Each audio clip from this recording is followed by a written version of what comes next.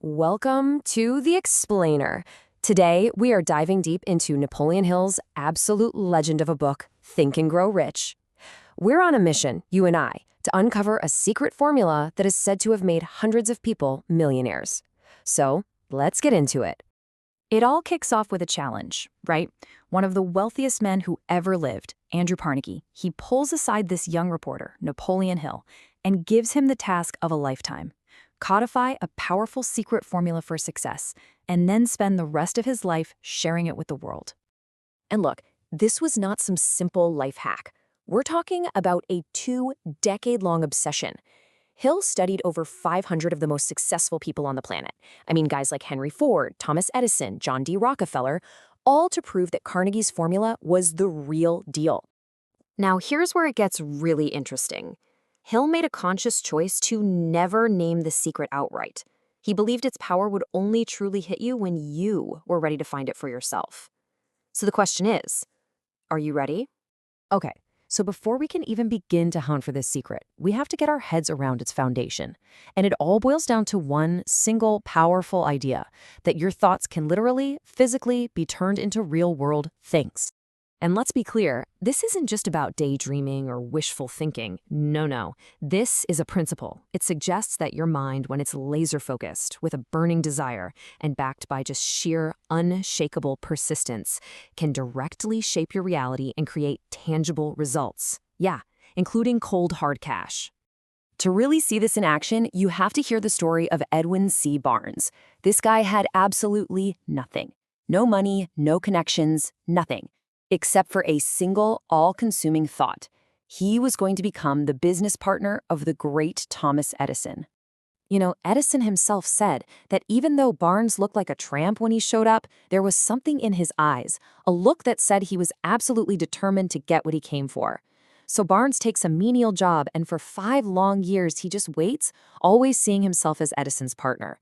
And then his big break comes, disguised as a total failure. It was a new dictating machine that none of the salesmen thought they could sell, but Barnes, he knew he could, and he did. So what was it?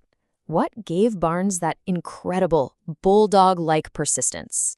Well, that brings us to our very first clue, and the first practical step in Hill's entire philosophy: desire. See, Hill draws a really sharp line here between just wishing for something and truly desiring it. A simple wish, it's powerless. What you need, he says, is a white-hot, burning desire. It has to become an obsession that fuels your every move and leaves absolutely no room for failure.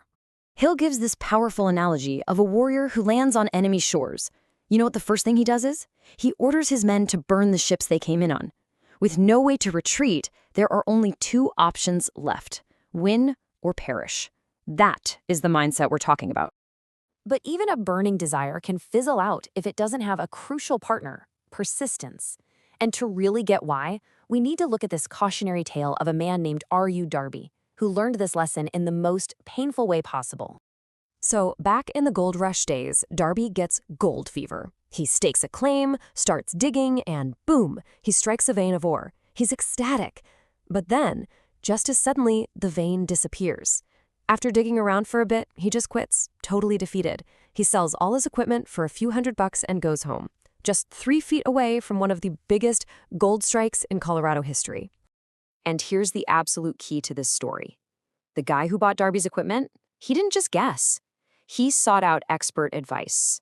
A mining engineer told him exactly where that fault line was. And you guessed it, the gold was right there. Darby quit right at the finish line because he mistook a temporary setback for a permanent failure. And this quote just captures the whole thing, doesn't it? Failure has this sneaky habit of trying to trip you up right when you are on the verge of a huge breakthrough. It's a trickster. And persistence is what separates the people who find the gold from the Darbys. Darby's story shows us exactly where it can all go wrong. So how do you prevent yourself from quitting 3 feet from gold? How do you take this big, abstract idea of a burning desire and give it the backbone it needs to survive a setback? Well, Hill gives us a very specific 6-step practical formula. Now, this isn't some kind of magic spell, it's psychology. Step 1, being exact, gives you a clear target. Step 2 is huge. It forces you to think about giving value, not just taking. The date and the plan? They create urgency and a roadmap. Writing it down makes it real, and reading it aloud twice a day drills it into your subconscious, basically turning your brain into a goal-seeking missile that starts spotting opportunities you would have totally missed before. This right here, this brings us to the biggest clue of all. Carnegie's secret isn't some hot stock tip or a clever business tactic.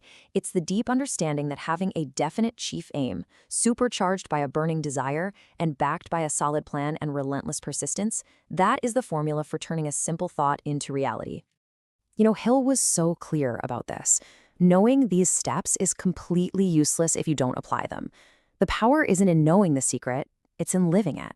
So the real question this book leaves all of us with is, what definite purpose are you going to choose? And what are you willing to do to make it happen?